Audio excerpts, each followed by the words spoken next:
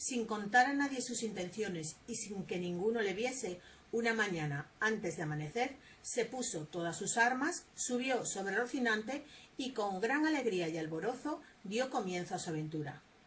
Pero apenas llegó al campo, le asaltó un pensamiento terrible. No estaba armado caballero, y según la ley de caballería, ni podía ni debía tomar armas contra ningún caballero.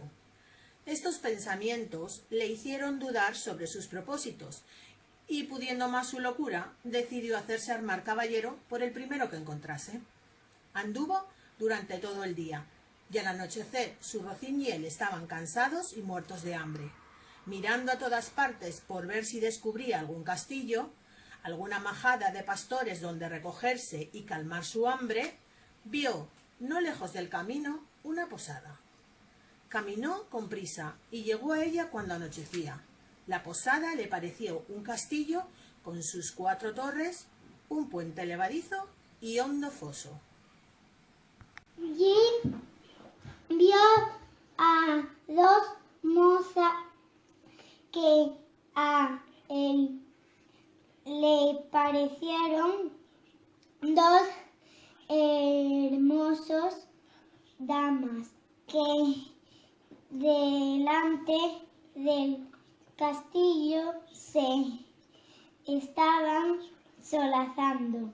Las damas, al ver venir un hombre armado de esa extraña forma, llenas de miedo, iban a entrar en la venta, pero Don Quijote, adivinando por su vida su miedo, se alzó la visera y les dijo: «No huyan de vuestras mercedes, ni teman desaguisado alguno, que la orden de caballería que profeso no hace daño a nadie, y menos a tan altas damas». Las muchachas, al oírse llamar damas, no pudieron contener la risa. En este preciso momento salió el ventero y fue a sujetar el estribo de Don Quijote, el cual se apeó con mucha dificultad y trabajo, puesto que en todo el día no había probado bocado. Si vuestra merced, además del hecho que en esta venta no hay ninguno, busca posada, todo lo demás lo hallará en abundancia. Viendo Don Quijote la humildad del alcaide de la fortaleza, que eso le pareció a él, el ventero y la venta, respondió: Para mí, señor castellano, cualquier cosa basta, que mis arreos son las armas y mi descanso el pelear. Dijo luego al ventero que le cuidase mucho de su caballo, porque era la mejor pieza que comía pan en el mundo. El ventero lo miró y no le pareció tan bueno como Don Quijote decía, ni aun la mitad, pero lo acomodó en la caballeriza y volvió a ver lo que su dueño mandaba. Las mozas estaban desarmando a Don Quijote, aunque no pudieron desencajarle la gola ni quitarle la contrahecha celada que traía atada con unas cintas verdes, y era necesario cortarlas, porque no se podían desatar los nudos. Él no quiso consentirlo de ninguna manera, y así se quedó toda la noche con la celada puesta. Luego le preguntaron los jóvenes si quería comer. Cualquier cosa comería yo, respondió Don Quijote, porque creo que me haría mucho bien. Le pusieron la mesa a la puerta de la posada donde hacía más fresco, y trajo el ventero una porción del mal remojado y peor cocido bacalao y un pan tan negro como sus armas. Causaba mucha risa verle comer, porque como tenía puesta la celada y alzada la visera, no podía poner nada en la boca con sus manos si otro no se lo daba y se lo ponía. Una de las mozas le servía, y no hubiera sido posible darle de beber si el posadero no le horada una caña y le pone un cabo en la boca y por el otro le va echando vino. Don Quijote lo soportaba todo con paciencia para no romper las cintas de la celada.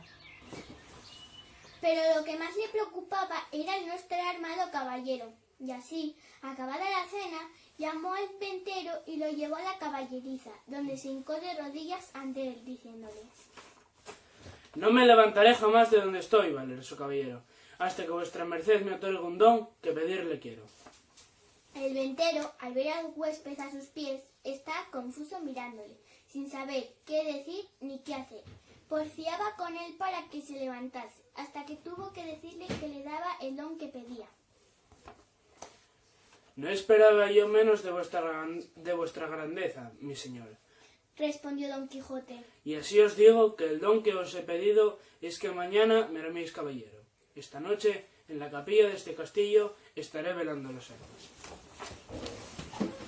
El posadero, que ya había empezado a barruntar la falta de juicio de su huésped, acabó de confirmarlo cuando oyó semejantes razones, y por tener un motivo para reír aquella noche, determinó seguirle el humor.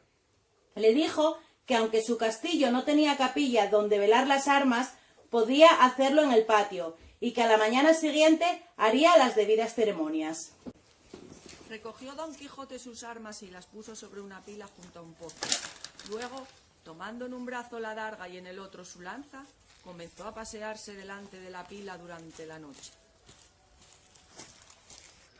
En esto se le antojó a uno de los arrieros alojados en la venta ir a dar agua a sus animales.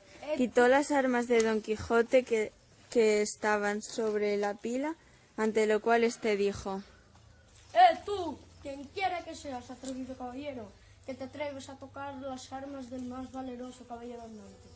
Mira bien que nunca se ciñe espada. Mira bien lo que haces, si no quieres dejar la vida en pago de tu atrevimiento.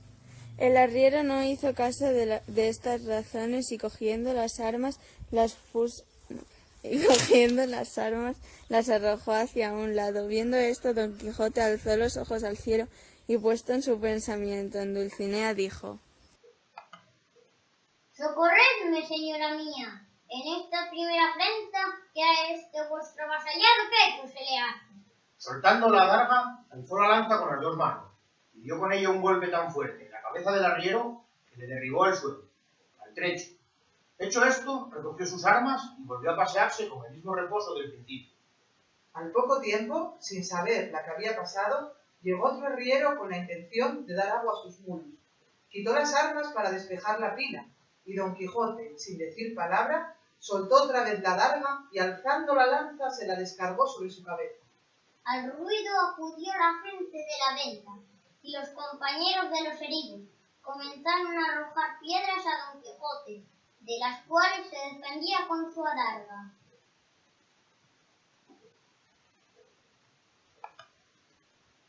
El posadero les gritaba diciendo que lo dejaran porque estaba loco. Don Quijote gritaba más fuerte aún, llamándolos traidores, y decía que el señor del castillo era un mal nacido caballero, ya que consentía que de esta manera se tratase a un caballero andante. Los arrieros dejaron de tirar piedras y Don Quijote dejó retirar a los heridos y reanudó la vela de sus armas con la misma quietud con la que había empezado. El posadero determinó abreviar trámites con Don Quijote. Le dijo que para armarlo caballero bastaba darle un pescozón y un espaldarazo, y aquello se podía hacer en el campo. Trajo el ventero un libro donde anotaba sus cuentas. Un muchacho traía un cabo de vela, en tanto las dos doncellas se acercaban. Luego el ventero le ordenó a Don Quijote que se hincase de rodillas. Él leyó en el libro como que decía alguna devota oración, y en mitad de la lectura levantó la mano y le dio sobre el cuello un buen golpe, y tras él, con su misma espada, un gentil espaldarazo, siempre murmurando entre dientes como que rezaba.